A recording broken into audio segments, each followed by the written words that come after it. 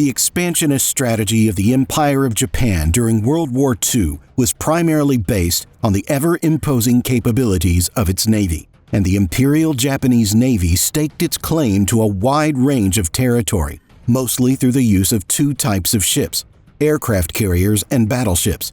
Prior to World War II, the Japanese were experts at building impressive and advanced vessels that vaulted their naval capabilities to the highest level. The Japanese Navy had a fleet that moved through the Pacific like a violent tsunami and overwhelmed anything that dared to get in its path. The fearsome combat elements of the Japanese Navy, such as the Yamato-class battleships, were the heaviest sea beasts ever constructed, possessing the largest artillery weapons ever installed on a ship. However, not all Japanese developments resulted in heroic legends. Some of the Imperial Navy's grand ships went down in history as tragic losses. This was the case of the SHINANO, the largest aircraft carrier of its time.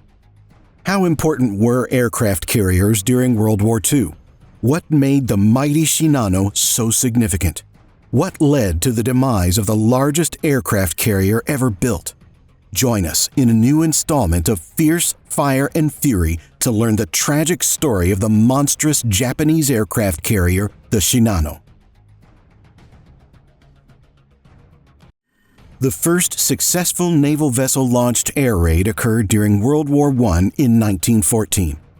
A French biplane took off from an Imperial Japanese Navy transport ship that was converted to a flat-deck ship to allow planes to take off, and thus a new concept was born. In 1922, the Imperial Japanese Navy unveiled the first ever operational ship specifically designed to be an aircraft carrier, the Hosho. The Japanese Navy used the Hosho regularly in the 1920s, and then the Hosho became a testing and training tool of technological advancements to be implemented on newer Japanese carriers. The Hosho survived World War II with minimal damage, mostly because the ship remained in Japan's mainland territorial waters after it was used as a support carrier during the Battle of Midway. However, after the war, the Hosho was scrapped by the Allies. During World War II, aircraft carriers were the most coveted ships for both the Americans and the Japanese. Air superiority during naval battles became an indispensable asset dependent upon the rapid evolution of combat aircraft. As planes became more versatile, so too did the need for navies to design ships capable of deploying the aircraft from remote and strategic points. The Japanese Navy was the first to produce an operational carrier, just before the British HMS Hermes was launched. By the beginning of World War II, the Japanese had half a dozen active aircraft carriers. Successful attacks such as the one carried out at Pearl Harbor when Japan besieged the American naval fleet stationed in Hawaii convinced imperial generals and admirals that planes and aircraft carriers were essential to Japan's overall strategy. The Japanese lesson at Pearl Harbor was twofold. First, the commanding officers realized the strategic advantage they held with superior aircraft and multiple carrier groups. However, because the Japanese failed to locate the American aircraft carriers during their attack on Pearl Harbor, they also learned how essential it would be in future battles to seek out and destroy the American carriers. Though, starting in 1942, the powerful Japanese naval wave lost vigor and faced several defeats at the hands of American carriers starting at the Battle of Midway. There, the Japanese lost 4 carriers, while the Americans only lost 1. Thus, in a desperate move to resupply its dwindling forces, the Japanese Navy drastically changed course with one of its most stable projects, their third Yamato-class destroyer, and redesigned the massive ship to be an aircraft carrier called the SHINANO. The SHINANO was an armored ship that began its life in the shipyards as a member of the Yamato family of floating fortresses, but saw its destiny altered due to the need for new aircraft carriers.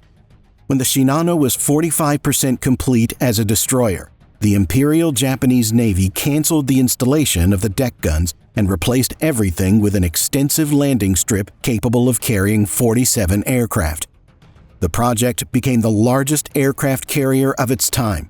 The SHINANO was 873 feet long, 120 feet wide, and stood 34 feet tall. It displaced over 70,000 tons when fully loaded, and was propelled by 4 steam-powered turbines. Because it was originally commissioned to be a destroyer, its beltline armor was up to 16 inches thick, and its interior magazine bays were thickly armored as well. The Shinano could be described as the first supercarrier in history, although it was definitely not the most effective. Despite its enormous weight, the Shinano achieved a top speed of 32 miles per hour, but a cruising speed of 21 miles per hour allowed for a range of 12,000 miles. The Shinano's armament included 12 rocket launchers, each with 28 120mm rockets, 8 sets of 5-inch double-barrel cannons, 125mm anti-aircraft guns, and various machine guns scattered around the ship. On November 28, 1944, with workers aboard feverishly attempting to complete construction, the Shinano left port. On its deck were dozens of vehicles, including aircraft for kamikaze attacks, boats, and Oka balloon bombs. Of Shinano's 12 boilers, only 8 were operational, leading to a reduced speed of 12 miles per hour. Regardless, the Japanese Navy believed this would be sufficient to escape any marauding submarine. And it did not take long to prove that they were wrong. As the Shinano left port in the middle of the night with a small escort of destroyers, an American submarine, the USS Archerfish, spotted the large aircraft carrier while performing surface reconnaissance. Captain of the American submarine, Joseph Enright, submerged and maneuvered into place, waiting patiently for the Shinano to cross his path. Once in range, the Archerfish fired 6 torpedoes. 4 devastating blows hit Shinano's stern, and the Japanese aircraft carrier began to slowly sink. The escorting destroyers attempted to pursue the American submarine, but Captain Enright successfully evaded the threat. So the destroyers returned to the Shinano to try to rescue the ship and its crew, but to no avail. The following morning, after a long night of fighting to stay afloat, the Shinano traveled to the bottom of the ocean, along with 1,400 sailors, soldiers, and civilians, including its captain, who refused to abandon ship. This ended the story of the largest aircraft carrier of World War II, which sailed for only 1 day and is remembered similarly as the story of Goliath. After learning about the tragic story of the monumental Japanese supercarrier Shinano, we want to know your opinion. Was the Shinano destined for failure as an aircraft carrier?